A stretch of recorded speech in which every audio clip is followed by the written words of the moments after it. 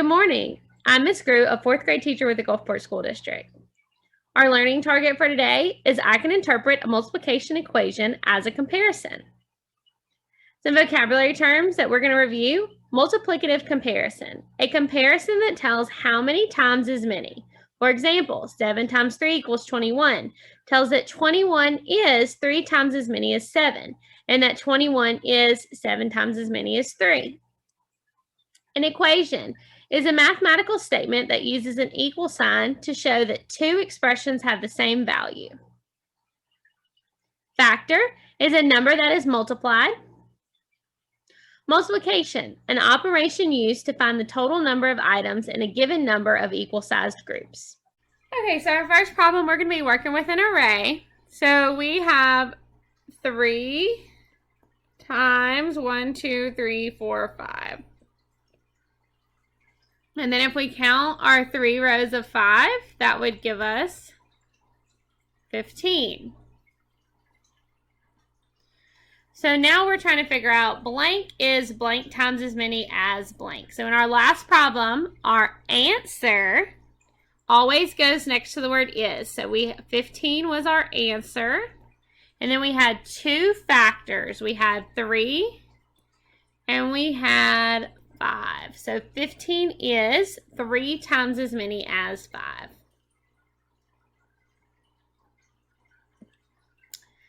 Complete the sentence to interpret 5 times 7 equals 35 as a multiplicative comparison.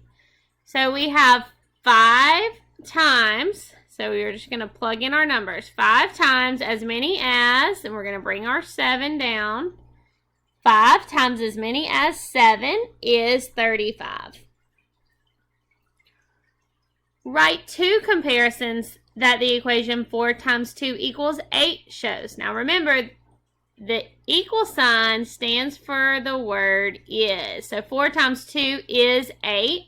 So we're always going to group the answer to our multiplication problem next to the word is. So 8 is going to go in both blank. So 8 is, and then we know multiplication, whether we do 4 times as many as 2 or 2 times as many as 4, it's going to be the same answer.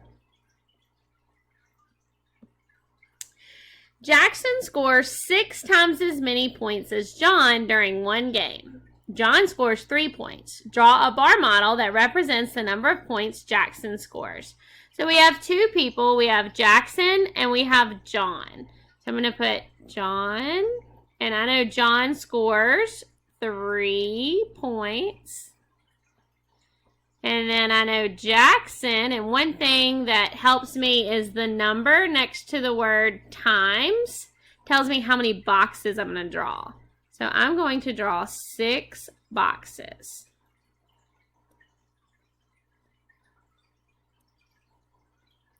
Now remember, the number next to the word times tells me how many boxes I'm going to draw. Now, what number was in our first box? The number 3. So we're going to go ahead and put that same number in these boxes below.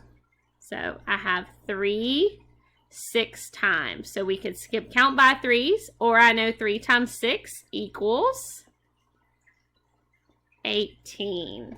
So Jackson scored 18 points. Paige and Ben each babysit 1 week. Paige babysits for 3 times as many hours as Ben. So remember, the number next to the word times tells me how many boxes I'm going to draw. And Ben babysits for 7 hours. So we're going to write Ben.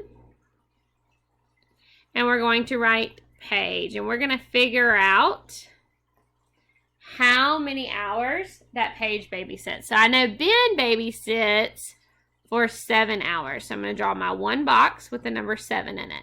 I know Paige babysits 3 times. The number next to the word times tells me how many boxes. And then remember, I'm still putting the same number in each box. So I can do, I can skip count by 7s, or I can say 7 times 3 is 21. Now, it's very important whenever we do these problems that you're trying to figure out whether you're answering the question whether how many hours Paige worked. So for instance, this one, I left out the question to show you that we don't really know what we're answering yet. So it's very important to make sure that you read whatever that last sentence is it's going to tell you, because we could be answering how many hours is Paige working, or we could ask how many hours did they babysit together.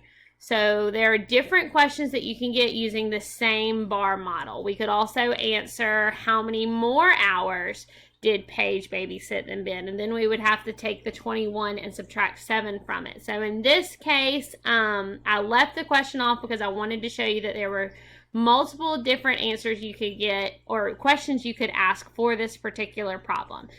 We solved how many hours Paige worked here. We could add them together and figure out how many hours they babysat together, or we could subtract and figure out how many more hours that Paige babysat than Ben. So there are different questions you can ask for different word problems and bar models. Y'all did such a great job. Let's talk about our learning target for today. Today, we could interpret a multiplication equation as a comparison. Great job. See you next time.